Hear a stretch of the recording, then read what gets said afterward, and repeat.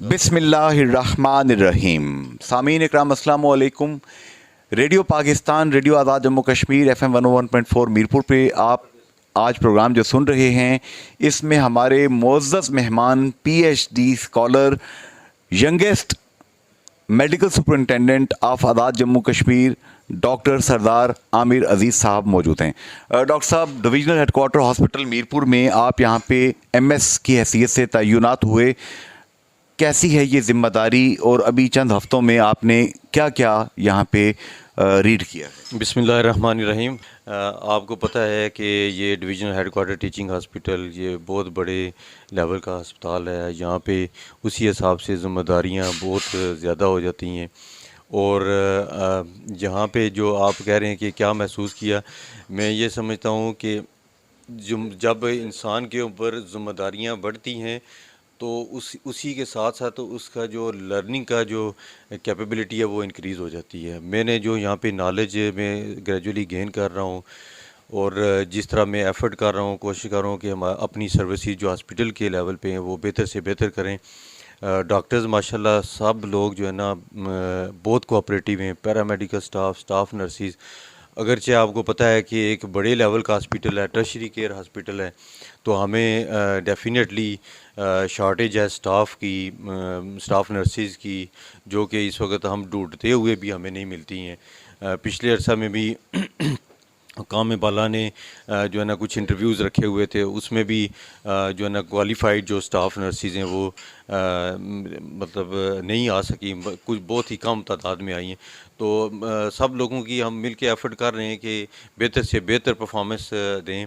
और मेरा इस वक्त जो मेन टारगेट है वो यही है कि हम एमरजेंसी की जो सर्विसेज हैं उनको बहुत बेहतर करें। अच्छा, उसमें डॉक्टर आमिर अजीज़ साहब, चूँकि आपने रशियन स्टेट्स भी देखी, आपने यूरोप भी देख रखा है, आप बरतानिया भी आते जाते रहते हैं, तो डॉक्टर आमिर साहब, आप कैसे देखते हैं कि मीरपुर, जिसे बज़ाहिर कहा जाता है कि जी लैंड ऑफ ओवरसीज़ है, 12-15 लाख लोग यहाँ के इंग्लैंड और यूरोप में रहते हैं, क्या हम इसको जो मिनी लंदन या मिनी पेरिस कहते हैं, क्या हेल्थ फैसिलिटीज़ के एतबार से हमने ऐसा कुछ गेन किया है? डेफिनेटली इम्प्रूवमेंट तो आपको पता है कि एक टाइम था कि ये डिस्ट्रिक्ट हेडक्वार्टर हॉस्पिटल था, और दूसरा ये है कि आपको पता है कि हमने कभी सोचा भी नहीं था कि यहाँ पे मीरपुर में कम से कम आज़ाद कश्मीर में मेडिकल कॉलेज बनेगा। तो अल्हम्दुलिल्लाह मेडिकल जी 2 कॉलेजेस हैं, एक प्राइवेट है और एक गवर्नमेंट लेवल पे है। तो जब अदारे नए कायम होते हैं तो ये आप बेहतर समझते हैं कि उनको एक प्रोफेशनल लेवल पे ले जाने के लिए थोड़ा सा टाइम तो लगता है।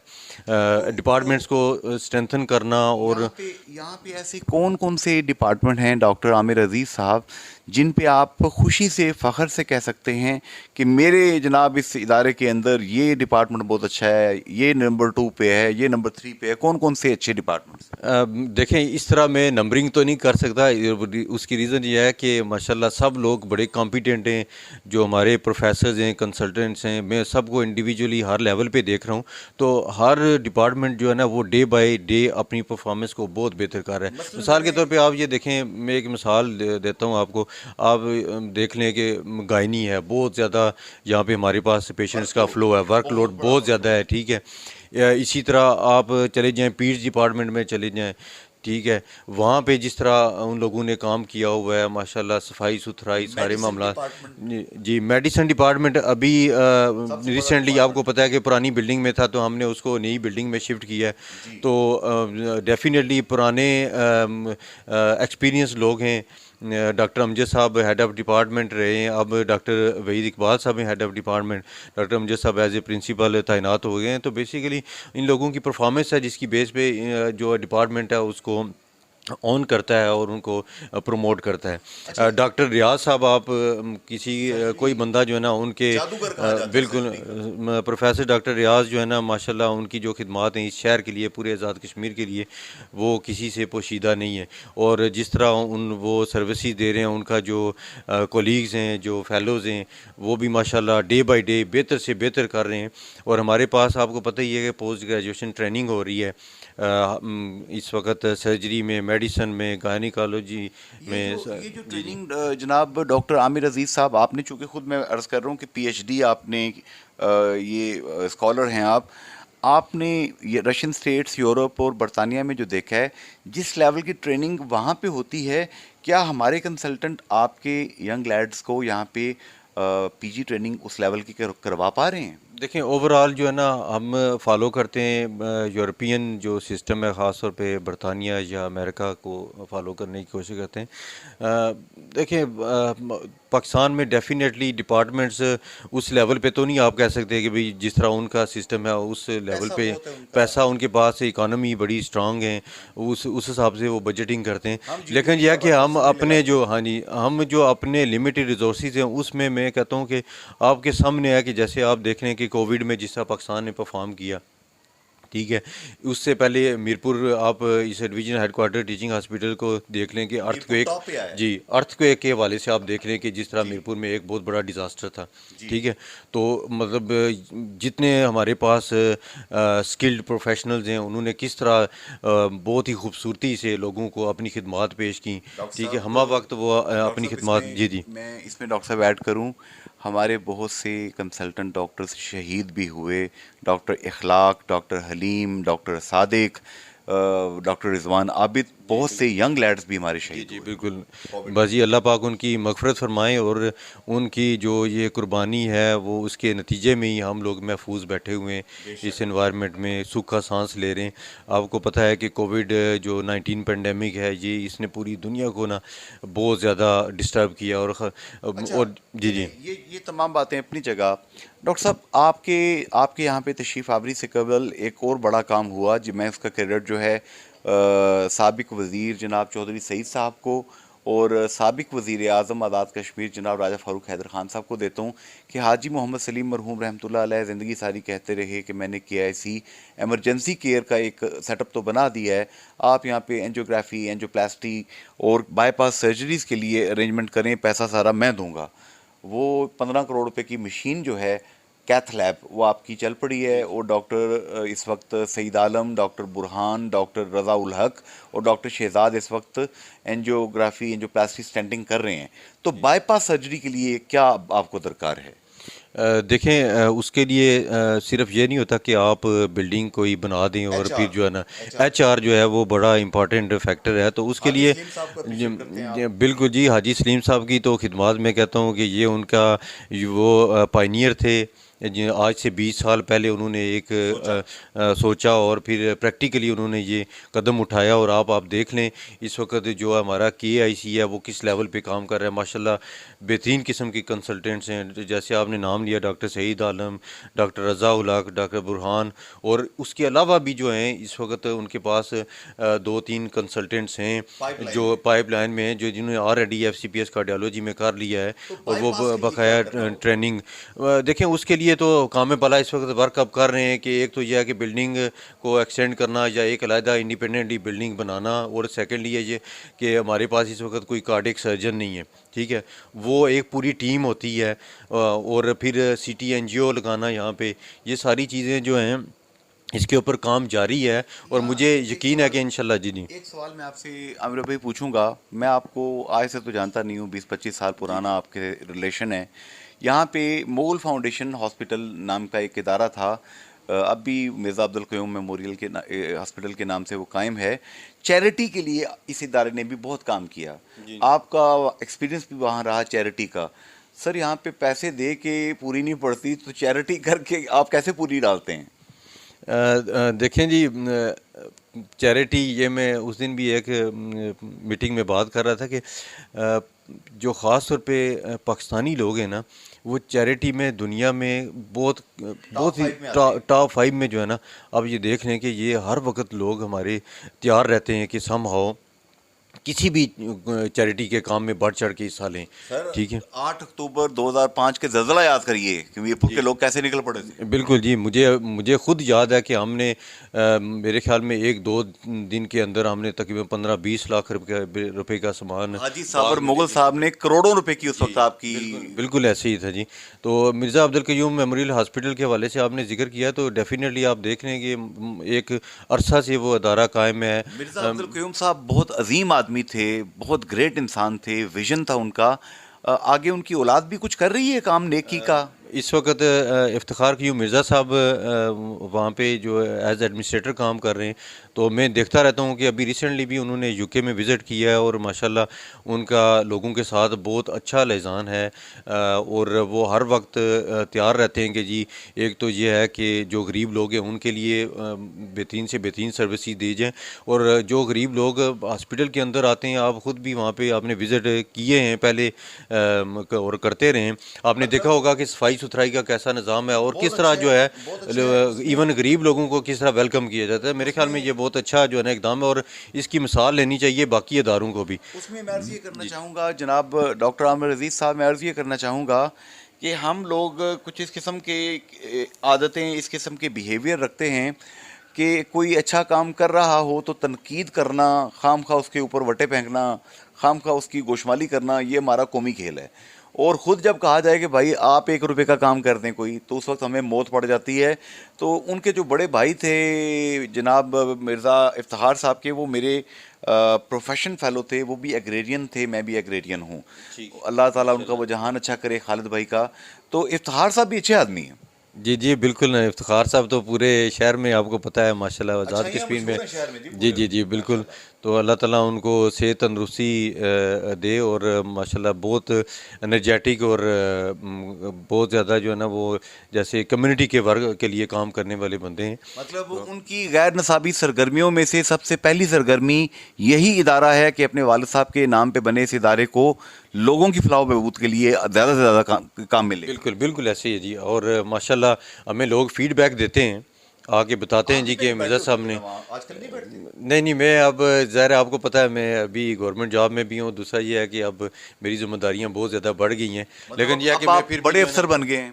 नहीं, बड़े अफसर नहीं, ज़िम्मेदारियाँ ज़्यादा हो गई हैं। बात ये है कि टर्न करते हैं ना, अब आप बड़े अफसर बन गए हैं, छोटे मोटे अस्पताल में नहीं बैठते आप। अंसारी साहब ऐसी बात नहीं है। अभी जो मैं ये तो हॉस्पिटल बड़ा है बेसिकली, जो मिर्ज़ा अब्दुल क़य्यूम मेमोरियल हॉस्पिटल है, तो डिविजनल हेडक्वार्टर अस्पताल से तो बड़ा नहीं है। नहीं, मेरा कहने का मकसद ये है कि डेफिनेटली ये तो एक सरकारी अदारा है ना, वो तो एक एनजीओ चला रही हैं।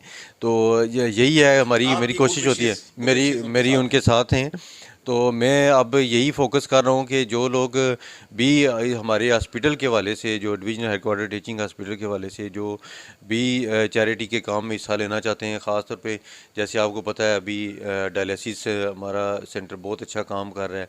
वहाँ पे हज़ारों की तादाद में हम लोगों को जो है ना इस वक्त डायलिसिस हो रहा है। अच्छा, यहाँ पे इसी तरह जो है आप ये देख लें कि ये एक गवर्नमेंट का अदारा है, तो यहाँ पे हर वक्त कोई ना कोई रेनोवेशन का काम जारी और सारी रहता है। तो इसकी अपग्रेडेशन के लिए लोगों का तावन भी बड़ा ज़रूरी होता है। गवर्नमेंट तो अपने लेवल पे करती है। जी, जी। आमिर भाई एक चीज़ मुझे बताएंगे, आपके यहाँ पे डेंटिस्ट्री का एक अलहदा सेटअप वो एंड पे जाके, कोने में जाके यहाँ पे कायम था। डॉक्टर मरगूफ खान साहब हमारे डॉक्टर अब्दुल अजीज़ अंसारी के दोस्तों में से थे, वो वहाँ बैठते थे। डॉक्टर शौकत थे, दीगर लोग थे, डॉक्टर मिसेस मालिक थी वहाँ पे। अब ये तमाम लोग जो हैं रिटायर हो चुके हैं। यंग डॉक्टर्स में से डॉक्टर मरगूब के साहिबजादे अदनान मरगूब हैं वहाँ पे, डॉक्टर मरियम हैं, दीगर लोग हैं। लेकिन आप लोगों की ये जो डेंटिस्ट्री की प्रैक्टिस है डॉक्टर साहब, सॉरी टू से कि डॉक्टर्स एचआर तो मौजूद है, आपके पास मशीनें थोड़ी सी कम हैं, आपके पास स्टेरिलाइजेशन का थोड़ा सा इंतज़ाम कम है, 90% लोगों को बाय रेफ़र कर दिया जाता है। मैं आपको यकीन दिलाता हूँ डॉक्टर आमिर साहब, अगर आप इस पे थोड़ा सा ज़रा तवज्जो दें, शहर के लाखों लोग अपने 32-32 दांतों के साथ आपको दुआएं देंगे। देखिए मैं इसके ऊपर काफ़ी ज़्यादा कोशिश कर रहा हूँ उनके साथ अभी सस्ती मेरी। मशीनें आईडी, जी महंगी जी मशीनें नहीं। इंशाल्लाह। तो हमने पहले भी कुछ इस हवाले से कौम बाला को तहरीर किया और मज़ीद इसके ऊपर हम वर्कअप करेंगे और ज़्यादा से ज़्यादा कोशिश करेंगे कि लोग यहाँ से मुस्तफ़ीद हों, बजाय इसके कि वो प्राइवेट अदारों में जाके यस, अपने दांतों का इलाज करवा सकें। कि मुझे तो अभी आए हुए आपको पता ही है, अभी इतना चंद टाइम माह नहीं हुए हुआ है। जी, अभी दो। तो इंशाल्लाह ताला आप देखेंगे एक रियल चेंज जो है ना वो इस हवाले डेंटिस्ट्री के हवाले से भी आप देखेंगे आप इंशाल्लाह। मिर्ज़ा इफ्तिखार से ही कह देना, अगर इफ्तिखार साहब से, तो 2-3 यूनिट तो वो आपको लेके दे सकते हैं सर। एक यूनिट कोई 25 लाख 30 लाख का आता है, अच्छा यूनिट। जी बिल्कुल जी। बल्कि अभी रिसेंटली भी मिर्ज़ा साहब ने हमारा थोड़ा बहुत कुछ रेनोवेशन का काम था, उन्होंने यहाँ पे भी जो है वो चैरिटी का काम किया। ठीक है। अच्छा, यहाँ पे अब हम चलते हैं छोटे से एक ब्रेक की जानिब। डॉक्टर आमिर साहब से हमारी गुफ्तगू जारी है, रेडियो पाकिस्तान, रेडियो आज़ाद जम्मू कश्मीर और FM 101.4 मीरपुर पे आप ये प्रोग्राम सुन रहे हैं, radio health time with Junaid Ansari. आप जो भी सवाल करना चाहते हैं अपने मोबाइल के राइट मैसेज ऑप्शन में जाएं, अपना नाम जगह और सवाल लिखकर भेज दें 4471 पर। जी सामीन, इस वक्त हम सवालात शामिल कर रहे हैं। नादिया बीबी हैं जी डडियाल से, इन्होंने डॉक्टर साहब आपको सलाम दिया है और ये कह रही हैं कि हमारे डडियाल से मैक्सिमम पेशेंट्स जो हैं डॉक्टर साहब वो मीरपुर या इस्लामाबाद रेफ़र होते हैं। क्या वो दिन भी आएगा कि डडियाल भी मेडिकल कॉलेज के साथ अटैच होकर यहाँ पर भी टर्शरी केयर लेवल की सहूलियात यहाँ के गरीबों को भी मिलेंगी?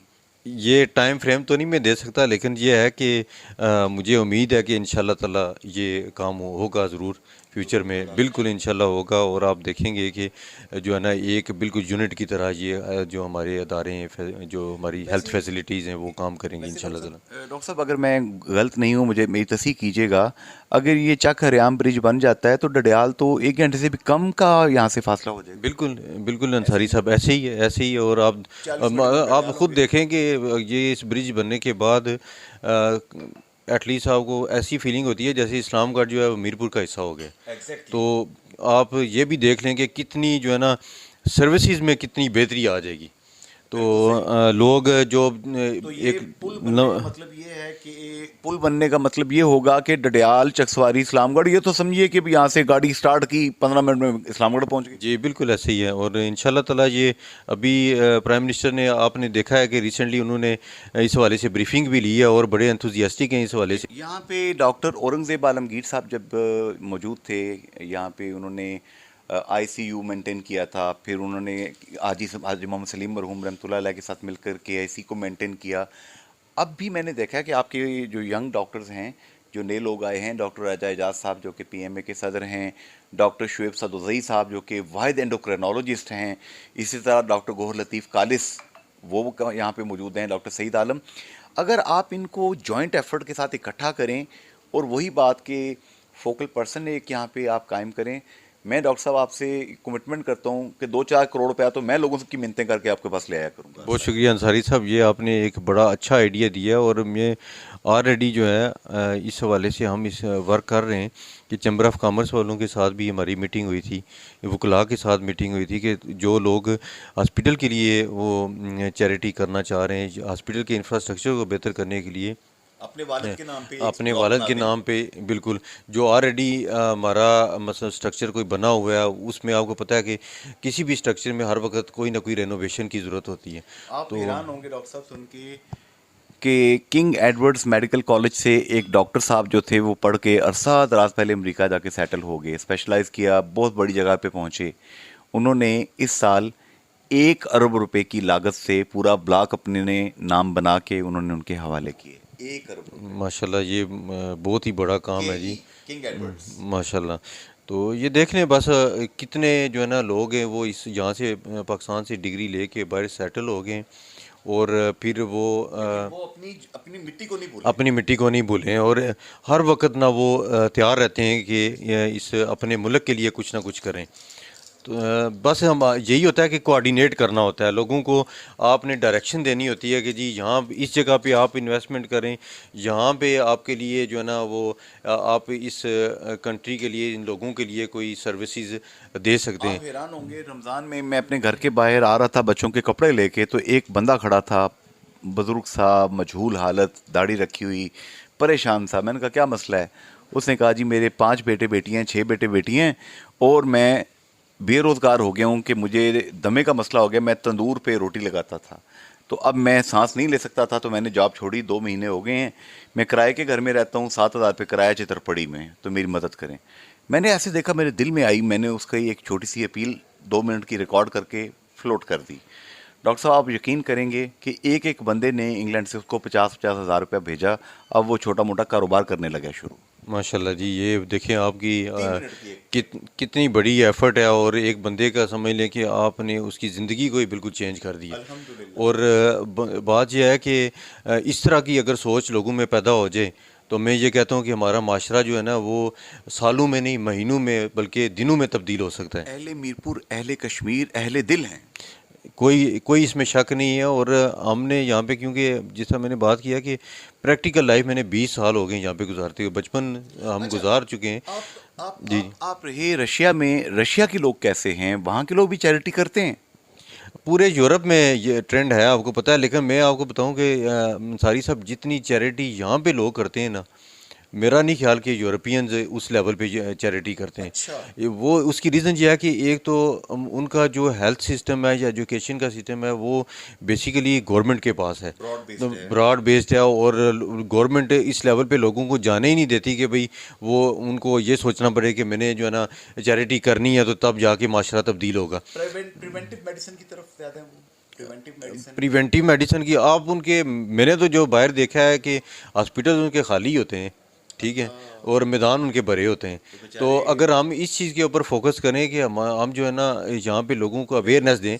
मैं भी काफ़ी अर्सा से यहाँ पे प्रैक्टिस कर रहा हूँ। मैंने ये देखा है कि अगर हम थोड़ा सा हाइजीन को फोकस कर लें, सफाई सुथराई को फोकस कर लें, तो मैं कहता हूँ कि 80% जो हमारी बीमारियां हैं ना, वो सफाई के रिलेटेड हैं। आप प्रैक्टिस में देखें, डेली लोग हॉस्पिटल्स में जाते हैं, किसी को डायरिया है, किसी को वॉमिटिंग है, कोई जनाब ना कहीं पे खाना खा के आया है बाहर किसी ऐसी वैसी जगह पे, तो अल्टीमेटली वो इस तरह के। डॉक्टर साहब, हम इतने अजीब लोग हैं, सफाई निस्फ़ ईमान है हमें कहा गया, और खाना खा के आप बताते हैं जो ओरल हाइजीन से काम शुरू होता है, हम उसका ख्याल ही नहीं करते। ख्याल ही नहीं रखते, ऐसे ही है। तो ये जो चीज़ें हैं, देखें, ये अवेयरनेस देनी पड़ती है, हेल्थ अवेयरनेस लोगों में देनी पड़ती है। जी जी। कि वहाँ पे अस्पताल खाली पड़े होते हैं, नर्सिस और डॉक्टर्स बेचारे वेले बैठे होते हैं, तो आप वहाँ उनको अच्छी कंपनी प्रोवाइड करते होंगे फिर? वो सिखाने का सिलसिला जारी रहता होगा, ताकि जी जी, बिल्कुल ऐसे ही है। लेकिन यह जो मेरा कहने का मकसद है ना, वो ये है कि क्योंकि खेल के मैदान आबाद लिटरेसी रेट अच्छा है, लोगों को अवेयरनेस है, तो लोग क्या करते हैं जी कि वो उन मेजर्स को लेते हैं जिनसे उनको किसी किस्म की बीमारी जो है ना, वो बच जाते हैं। हमारे यहाँ पे जो है ना लोग जी जी। पिछले जो एमएस थे ना, डॉक्टर फारूक नूर साहब, वो जब आए यहाँ पे तो उनको सबसे पहला जनाब उनको जो टारगेट दिया गया वो था जी, अस्पताल की दीवार टूटी हुई है, दीवार बनाएं। वो दीवार बन गई। जी जी। फिर जनाब उन्होंने कहा जी कि यहाँ पे ये बिल्डिंग जो है PC1 तैयार हुआ जी, बिल्डिंग तैयार हो। अब PC2 जो है, इसमें आप सर क्या कर रहे हैं? फ्यूचर के वाले से ये है कि अभी इन दिनों में कुछ टेंडर होने वाला है, तो बहुत जल्द जो फेज़ 2 है उसका काम स्टार्ट हो रहा है। तो उसमें मैं यही कोशिश करूँगा कि जो भी जिस बंदे के पास भी ठेका जाए, जिस कंपनी के पास भी जाए, कम से कम ऐसे होना चाहिए कि जो हेल्थ के रिलेटेड लोग हैं उनके साथ उनकी एक मीटिंग होनी चाहिए, और वो जो ठेकेदार हैं वो कम से कम ना उनसे डिटेल्स लें कि जी आपकी क्या रिक्वायरमेंट्स हैं इस बिल्डिंग में, और ये अदारे यहाँ पे जो डिपार्टमेंट से इस्टेब्लिश होने जा रहे हैं, इसके ऊपर हमने वर्कअप करना है कि ताकि जो फ्यूचर में कम्प्लिकेशन है हॉस्पिटल की जो रिक्वायरमेंट होती है, मिसाल के तौर पे अगर आप एक सर्जिकल यूनिट बनाते हैं, तो सर्जन्स को इन्वॉल्व करना चाहिए कि उनको पता होता है, एनेस्थेटिस्ट को इन्वॉल्व करना चाहिए कि ओटी किस उस ओटी की रिक्वायरमेंट क्या है। मतलब एक फ्लोर मिल की बिल्डिंग में और एक अस्पताल की बिल्डिंग में ज़मीन आसमान का फर्क है। बहुत फ़र्क है जी। तो ये जो चीज़ें हमने फिर यह है कि जो पहला फेज़ है उस हवाले से हमने एक चीज़ कंसीडर करनी है कि पहले फेज़ में कौन सी ऐसी जो है ना कमी जो है वो बाकी रह गई है, ताकि हम जो फेज़ 2 में है वो वाली ना दोहराएं। तो मेरा ये ख्याल है कि जो भी ठेकेदार होगा उसके साथ हम इंशाल्लाह फुली इन्वॉल्व। मैं ऑन रिकॉर्ड पहले भी कह चुका हूँ, रेडियो पाकिस्तान, रेडियो आज़ाद जम्मू कश्मीर FM 101.4 की वसातत से जो इदारे मेरे प्रोग्राम रिकॉर्ड करते हैं, मिनट्स बनाते हैं, हर प्रोग्राम के बनते हैं मिनट्स, मेरी उनसे इस्तदा है कि ये कंपनी, मैं नाम नहीं ले रहा ताकि उनके बारे में गलत बात ना कोई फैले, ये कंपनी जिसने अस्पताल का 250 बेड का 200 बेड का ये जो बिल्डिंग बना के दिया है, इसमें ढेरों फ्लाज हैं, इसमें बारिश होती है, पानी आता है, अभी 2 साल नहीं हुए इसको हैंड ओवर किए हुए, फौरी तौर पर इस बिल्डिंग को दुरुस्त किया जाए, वरना उस कंपनी को ब्लैक लिस्ट किया जाए। मैं मुतालबा करता हूँ, ये टैक्स पेयर का करोड़ों रुपया था जो ज़ाया किया गया। अच्छा, आगे चलते हैं डॉक्टर साहब। आपने गायनी डिपार्टमेंट की बहुत तारीफ़ की। अक्सर हम खबर सुनते हैं, लें जी गायनिकोलॉजिस्ट आई और गायनिकोलॉजिस्ट जो है जनाब उन्होंने जनाब अभी पेशेंट को रिसीव नहीं किया था, तो जनाब डिलीवरी सड़क पे या अस्पताल के बाहर ही होगी। ये बहुत बेहुदा किस्म की रिपोर्टिंग बाज़ लोग हमारे कर देते हैं। असल वाक़या क्या होता है, कितना आपका रिएक्शन टाइम कितना है जो पेशेंट इमरजेंसी में गायनी में रिपोर्ट करता है?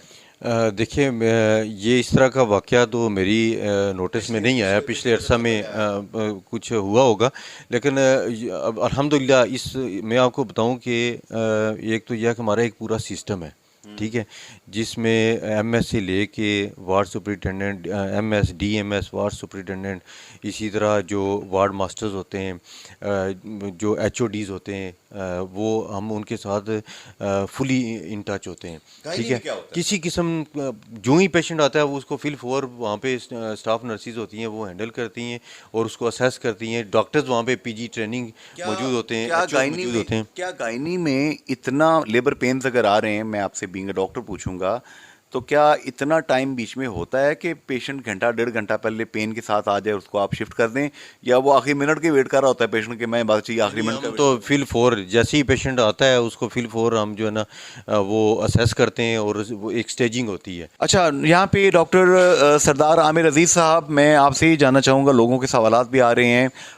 अली साहब ने इस वक्त आपको सलाम दिया है चक्सवारी से। उनका ये कहना है कि जब से डॉक्टर आमिर साहब आए हैं डीएचक्यू हॉस्पिटल में, सर्विसेज को हम देख रहे हैं कि मज़ीद बेहतरी आ गई है और पैरामेडिकल स्टाफ का रवैया भी बेहतर हुआ है। डॉक्टर साहब, आपको सलाम हो इस चीज़ के ऊपर। बहुत शुक्रिया जी अंसारी साहब, कोशिश कर रहे हैं जी। देखें, हमारे अगर रवैये ठीक हो जाए, हम लोगों के साथ हमारा एटीट्यूड बेहतर हो ना, आप यकीन करें कि ये लोग ऐसे हैं, ये प्यार करने वाले लोग हैं, ठीक है, ये आपके लिए अपनी जान भी देने के लिए तैयार हैं। मैं सिर्फ हमेशा, मेरा ये स्लोगन है, अपने हेल्थ प्रोफेशनल जितने हैं, चाहे वो डॉक्टर्स हैं, पैरामेडिकल स्टाफ है, स्टाफ नर्सिस है, मैं उनको कहता हूँ कि प्लीज़ आप इस चीज़ को कंसीडर करें। जब आपके सामने पेशेंट लेटा हुआ है, आपके पास आता है, उसको आप ये कंसीडर करें, ये आपकी बहन है, आपकी माँ है, आपकी बेटी है, आपका वालिद है, भाई है। उस लेवल पे जब आप पेशेंट को कंसीडर करेंगे, फिर हकीकत में आप इबादत के दर्जे पे पहुंचते हैं। यहाँ पे डॉक्टर साहब एक चीज़ हमने देखा है कि माज़रत के साथ, मतलब ऐसा होना नहीं चाहिए, लेकिन ऐसे वाक़यात हमने देखे once in a blue moon, 2-4-6 महीने बाद इमरजेंसी में कोई डॉक्टर साहब बैठे हैं, कोई फौतगी हो जाती है, किसी को हार्ट अटैक हो गया, खाल के हकीकी से जा मिला, तो उनके जो जो होते हैं लवाहिकीन, वो बात का डॉक्टर पे या लेडी डॉक्टर पे हाथ उठा देते हैं या पैरामेडिकल स्टाफ पे हाथ उठा देते हैं। ये बड़ा इनह्यूमन और बड़ा ये अफसोसनाक है। इसके लिए क्या आपने हल सोचा है? मैं जो है ना यही कोशिश कर रहा हूँ कि एक तो यह है कि हम कुछ ऐसी एजुकेशनल वर्कशॉप्स कर रहे हैं डॉक्टर्स के हवाले से, पैरामेडिकल स्टाफ के हवाले से, कि जी उनको ये कन्फ्लिक्ट रेजोल्यूशन। देखें, पेशेंट जब आता है, उसके अटेंडेंट्स होते हैं ना, वो अपनी परेशानी के साथ आते हैं। बाज़ औक़ात वो ये सोच रहे होते हैं कि शायद हमें जो है ना प्रोटोकॉल उस तरह नहीं मिल रहा, क्योंकि रश होता है इमरजेंसी के अंदर, तो डॉक्टर्स जो या स्टाफ नर्सिस है वो उनको प्रोटोकॉल नहीं दे सकती हैं। एक तो यह है कि जैसे मैंने आपको जिक्र किया, एचआर बहुत बड़ा मसला है। एक स्टाफ नर्स जो है वो 15-15, 20-20 पेशेंट्स को देख रही होती है। इसी तरह डॉक्टर्स हैं, उनके बाहर जो ना एक लाइन कतार लगी होती है, ठीक है, तो वो अब हर पेशेंट के साथ ना बैठ के ना उसकी फैमिली के मैटर, दूसरे मामलात को नहीं देख रहे होते, ठीक है ना, इस तरह नहीं चल सकती हैं। तो वो यही है कि टू दी पॉइंट बात करते हैं, चेक करते हैं, तो उनको भेज देते हैं आगे ट्रीटमेंट के लिए। लेकिन यह कि आपको पता ही है ना कि हम लोग इसी माशरे से, इसी सोसाइटी से आए हुए हैं, तो हम थोड़ी सी जज्बाती कौम है। तो मेरी लोगों से यही ख्वाहिश गुजारिश है कि वो जो डॉक्टर्स हमारे पास काम कर रहे हैं या जो स्टाफ नर्सिस हैं उनको भी अपने बहन भाइयों की तरह लें। मैं गुजारिश करूंगा आवाम से कि जब भी हॉस्पिटल के अंदर आएँ तो मेरे ख्याल में हर बंदे को ना तहजीब में रहना चाहिए, रिस्पेक्ट करनी चाहिए। डॉक्टर्स इंतहाई आपको पता है कि रिस्पेक्टफुल प्रोफेशन है, और और बड़ी टेंशन में, बड़ी परेशानी में वो बेचारे बैठे होते हैं कि बेशुमार हर बंदे के अपने अपने मसाइल हैं। परेशानी इस चीज़ की होती है कि उनके ऊपर बहुत ज़्यादा बर्डन हो, ओवरलोडेड होते हैं, ठीक है।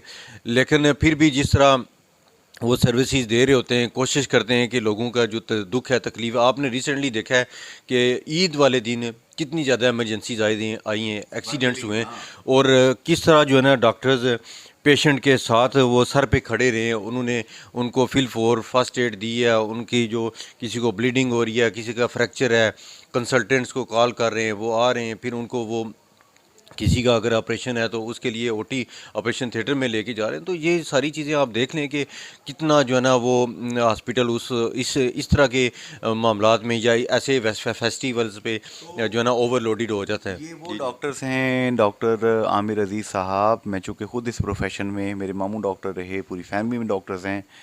ईद के दिन सेठ साहब बाल बच्चों के साथ ईद मना रहे होते हैं। ईद के दिन इंजीनियर्स हजरात अपनी फैमिली के साथ ईद कर रहे होते हैं। ईद के दिन जितने प्रोफेशंस हैं उनके लोग अपनी फैमिली के साथ सेलिब्रेट कर रहे होते हैं, और एक doctor, lady doctor, paramedical staff अस्पताल में रोटेशन ड्यूटीज़ करके लोगों की ज़िंदगियां बचा रहा होता है। ये फ़र्क है। देखिए अंसारी साहब, आप यकीन करें कि 4 छुट्टियां थी ईद की, और ये मैं आपके साथ बैठे हुए आप यहाँ पे चेक भी कर सकते हैं कि उन 4 छुट्टी में कोई ऐसा दिन नहीं था कि मैं इस हॉस्पिटल में नहीं आया हूँ। बल्कि पहले दिन तो ऐसे हुआ है कि ईद वाले दिन वालदा साहबा ने मुझे थोड़ा सा गुस्सा भी किया कि ईद वाले दिन भी तुम जाके हॉस्पिटल में बैठ गए हो। कम से कम 5-6 घंटे मैंने यहाँ पे हॉस्पिटल में उस दिन गुजारे हैं, ईद के दिन, ठीक है। तो मुझे ऐसे ही लग रहा था कि मैंने ये छुट्टियाँ गुजारी ही नहीं है, ठीक है। ईद के दूसरे दिन भी ठीक है, मैं ये समझता हूँ ये हमारी ज़िम्मेदारी है, क्योंकि ये अल्टीमेटली सारी रिस्पॉन्सिबिलिटी मेरे शोल्डर्स पे पड़ती है। लेकिन फिर भी हर बंदे की ख्वाहिश होती है कि मैं समहाउ जो छुट्टियाँ हुई हैं उसमें थोड़ा सा रेस्ट करूँ। ये लेकिन आपकी हालत है तो बाकी डॉक्टर जो कि ओटी के अंदर ड्यूटी कर रहे हैं, जो गायनी में बैठे हैं, वो भी तो इंसान है ना बिल्कुल जी, ऐसे ही है। बल्कि आपको शायद पता होगा, एक बहुत ही ज़बरदस्त किस्म का हमने अल्हम्दुलिल्लाह काम किया है। ईद की जो है ना वो जो चांद रात थी कि जी एक पेशेंट थे, तो उनको डायलिसिस की ज़रूरत थी। तो ईद की चांद रात को आपको पता है कि हर बंदे की ख्वाहिश होती है कि वो घर में रेस्ट करे। डॉक्टर शिदात शेख साहब ने मेरी एक कॉल पे आके पेशेंट को देखा, और फिल फॉर रात के टाइम तकरीबन 11 साढ़े 11 बजे हमने उनका डायलिसिस स्टार्ट जी किया। जी, बल्कि ये स्टोरी हमने शेयर भी की फेसबुक पे। लाखों लोगों तक वो पहुंची कि आपके अमले ने अटेंड किया और डॉक्टर शहजाद शेख साहब ने डायलिसिस किया उसका। जी जी। तो उस दौरान जब वो डायलिसिस कर रहे तो मैं भी डायलिसिस सेंटर के बाहर मौजूद था। मतलब मैं इवन अंदर भी नहीं गया, मैंने कहा कि उनके काम में कोई इंटरप्शन ना, हलल ना आए, तो मैं बाहर खड़ा रहूं। जब मैंने ये मेक श्योर कर लिया कि जी डायलिसिस स्टार्ट हुआ है, तो मैं उसके बाद जो है ना वो यहाँ से निकला हूँ। मैं अब तो आखिर में चाहूँगा, प्रोग्राम के बिल्कुल आखिरी 2 मिनट हैं, आपकी जितनी भी यहाँ पे हिरारकी है, सब लोग हमारे लिए काबिल ताज़ीम हैं, लेकिन चंद लोग ऐसे होते हैं जो कि माइल स्टोन अहेड लेके चल रहे होते हैं, जैसे प्रोफेसर डॉक्टर तारक मसूद हैं, इसी तरह जनाब प्रोफेसर डॉक्टर अमजद महमूद ख़ान साहब हैं। तो और कौन कौन से ऐसे लोग हैं जिनका नाम आप लेना पसंद करेंगे कि जो आपके दस्तोबादू हैं, जिनकी वजह से आप स्ट्रेंथ फील करते हैं? आप सच्ची बात है कि आप यहाँ पे जो है ना अगर नाम लेना शुरू करें ना, तो मेरे ख्याल में ये आपका जो सारा इंटरव्यू है ना वो उसी में गुजर जाएगा। सब लोग, जैसे मैंने पहले भी जिक्र किया, डॉक्टर रियाज साहब हैं, डॉक्टर वकास साहब हैं, ठीक है। एक ही न्यूरो सर्जन है, वो भी माशाल्लाह जब भी उनको बुलाया वो फिल फोर पहुँचे। ये वकास साहब कहाँ से बिलोंग करते हैं? कश्मीर के? जी जी, मैं मतलब उस हवाले से जी हमारे कश्मीर के ही हैं, डेफिनेटली वो मीरपुर के ही हैं। तो माशाल्लाह वो हर वक्त जो है ना वो तैयार रहते हैं। वन वीलिंग वाले कितने केस आए इस दफा आपके पास? हड्डियां तड़ा के उस तरह मैंने उस तरह काउंट तो नहीं किया, लेकिन यह है कि हम उसको लेते हैं इसी तरह रोड ट्रैफिक एक्सीडेंट के तौर पे लेते हैं, आरटीए के तौर पे जो भी आता है। तो काफ़ी सारे लोग आए, ख़ास तौर पे एक अनफॉर्चुनेट इंसिडेंट भी हुआ है, आपको पता ही होगा कि ईद वाले दिन एक जवान बच्चे की डेथ भी हुई है। हिट किया है एक इलेक्ट्रिसिटी पोल के साथ। जी जी, एक गाड़ी ने हिट किया है जी, 21 साल का बच्चा, उसकी डेथ हुई है। अनफॉर्चुनेट इंसिडेंट है, लेकिन यह है कि अल्हम्दुलिल्लाह जो बच्चे के लवाकिन हैं उन्होंने भी देखा कि डॉक्टर्स वहाँ पे मौजूद थे और उन्होंने अपनी फुल सर्विसेज दी हैं बच्चे को, और फिर रेफ़र भी कर दिया न्यूरो सर्जरी। अब मैं चाहूँगा आखिर में रेडियो पाकिस्तान, रेडियो आज़ाद जम्मू कश्मीर FM 101.4 2 दिन आपका इंटरव्यू चल रहे हैं। पूरी दुनिया में ये प्रोग्राम बड़े शौक़ से लोग सुनते हैं, फेसबुक पे शेयर भी करते हैं, गूगल प्लस, ट्विटर, इंस्टाग्राम हर जगह पे चलता है। Doctor Sardar Aamir Aziz, medical superintendent DHQ hospital Mirpur, जिसे डिविजनल हेडक्वार्टर हॉस्पिटल होने का एजाज़ हासिल है, वाहिद सबसे बड़ा हॉस्पिटल है आज़ाद जम्मू कश्मीर का। अगर आप अपने बहन भाइयों को जो बरतानिया में, अमेरिका में, हर जगह पे आपकी बात सुन रहे हैं, उन्हें नेकी के सफ़र में शामिल करना चाहते हैं, तो आप क्या अपील करेंगे? मेरी अपील यही है कि जी, एक तो यह है कि जब भी वो पाकिस्तान का विज़िट करें, ख़ास पे मीरपुर का विज़िट करें, वो इस हॉस्पिटल में ज़रूर आएँ और हमारी सर्विसेज को अपनी आंखों से देखें कि हम जो है कितनी लिमिटेड जो रिसोर्सेज में वो काम कर रहे हैं, ठीक है। और ये भी देखें कि जो यहाँ पे आपको पता है कि हॉस्पिटल के अंदर इक्विपमेंट के हवाले से भी मसाइल होते हैं बहुत ज़्यादा।